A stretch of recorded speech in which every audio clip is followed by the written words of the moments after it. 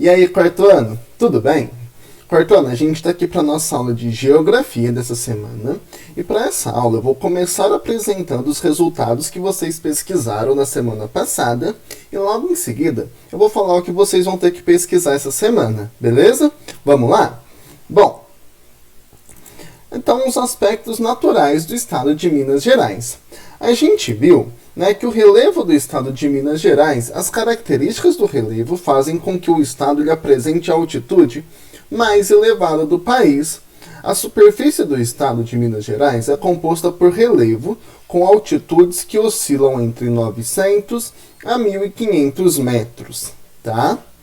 A gente viu que tem o Planalto Cristalino, que ele apresenta altitudes médias de 800 metros nos planaltos e nas proximidades da zona da mata. Essa diminui. Ocorrem também depressões que dão origem aos vales do rio Jequitinhonha e Doce. Então, o Planalto Cristalino ele apresenta altitudes médias mais ou menos de 800 metros, nos planaltos, que são nesses locais aqui. Lembra, planalto é um lugar que ele é plano e alto. E nas proximidades da zona da mata, que é a vegetação típica da nossa região, ela vai estar diminuindo, essa altitude vai estar diminuindo, como vocês podem ver aqui. Ocorrem também depressões que dão origem aos vales do rio Jequitinhonha e Doce, certo?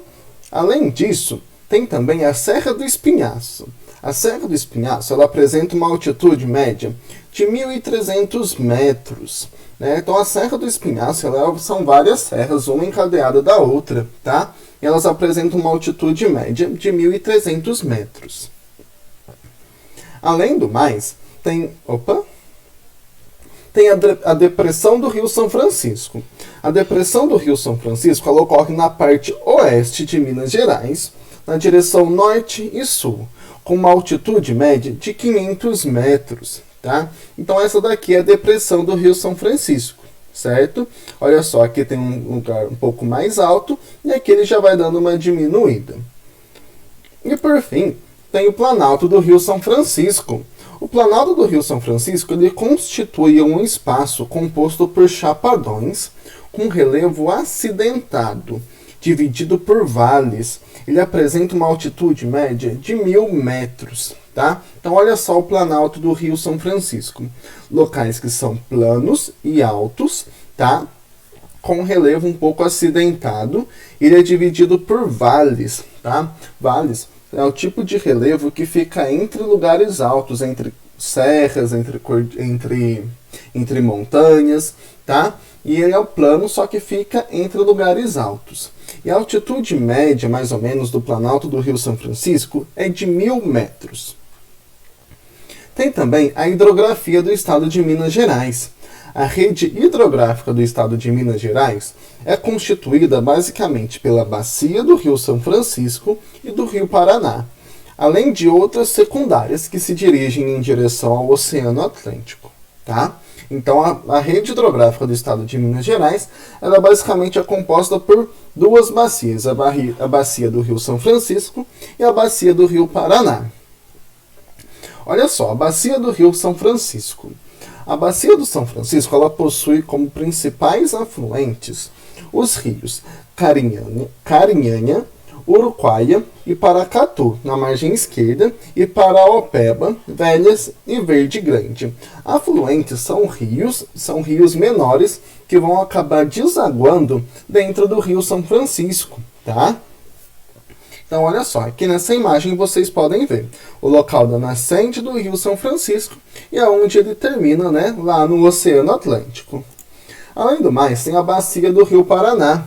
A bacia do Paraná ela é constituída pelos rios Grandes, Paranaíba, além de outros afluentes. Tá? Lembra, afluentes são rios menores que eles acabam desaguando no rio principal. Tá? E como vocês podem ver nessa imagem aqui, é o Rio Paraná e ele também vai desaguar no Oceano Atlântico. Os aspectos naturais de Minas Gerais, parte 2, o que você deverá pesquisar para esta aula. Vocês vão pesquisar o clima, a vegetação natural e as áreas de preservação ambiental. Vamos ver o que é cada um deles? O clima. O clima ele é um conjunto de fenômenos associados às variações do tempo da atmosfera terrestre em um determinado local. Geralmente, o seu conceito aparece em oposição à ideia de tempo, que seria o estado momentâneo da atmosfera. Portanto, para se conhecer um clima de um dado lugar, é preciso vários anos de estudo e observação para finalmente estabelecer a conclusão sobre um determinado tipo climático. Então, geralmente, o clima ele aparece, com uma ideia de oposição ao tempo. Quando eu falo, nossa, hoje o tempo está chuvoso, hoje o tempo está ensolarado, isso quer dizer que eu estou falando daquela situação momentânea, né? O atual momento é que está chuvoso, o atual momento é que está ensolarado. O clima ele vai ser um conjunto de fenômenos que são associados às variações do tempo na atmosfera terrestre, onde a gente está, em um determinado local. E isso, então, o clima ele é um conjunto de fenômenos que ele vai, que vai acabar atuando em uma determinada localidade por vários anos, tá? Então, por exemplo, o clima na floresta amazônica é um clima tropical, porque por vários anos esse clima tropical, ele se mantém. Então, o clima ele é um conjunto de fenômenos que vai ficar, que vai ser estabelecido por um determinado tempo de observação, tá? A vegetação natural. A vegetação natural ela é caracterizada como um conjunto de plantas de uma determinada região. Em razão da diversidade climática da Terra, com destaque para a variação da temperatura e umidade, existem coberturas vegetais distintas. Então a vegetação ela é um conjunto de plantas de uma determinada região. Tá? E por fim, as áreas de preservação ambiental, APA. A área de proteção ambiental, APA, é uma extensa área natural destinada à proteção e conservação dos atributos bióticos, que no caso é a fauna e a flora, estéticos ou culturais ali existentes, importantes para a qualidade de vida da população local e para a proteção dos ecossistemas regionais. O objetivo principal de uma APA é a conservação de processos naturais e da biodiversidade através da orientação, do desenvolvimento e da adequação de várias atividades humanas às características ambientais da área. Tá?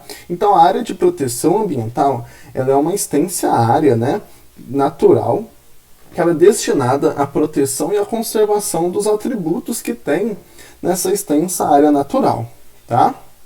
Bom, então é isso que vocês vão pesquisar para essa aula. Áreas de preservação ambiental de Minas Gerais, a vegetação natural do nosso estado de Minas Gerais e o clima do estado de Minas Gerais, tá?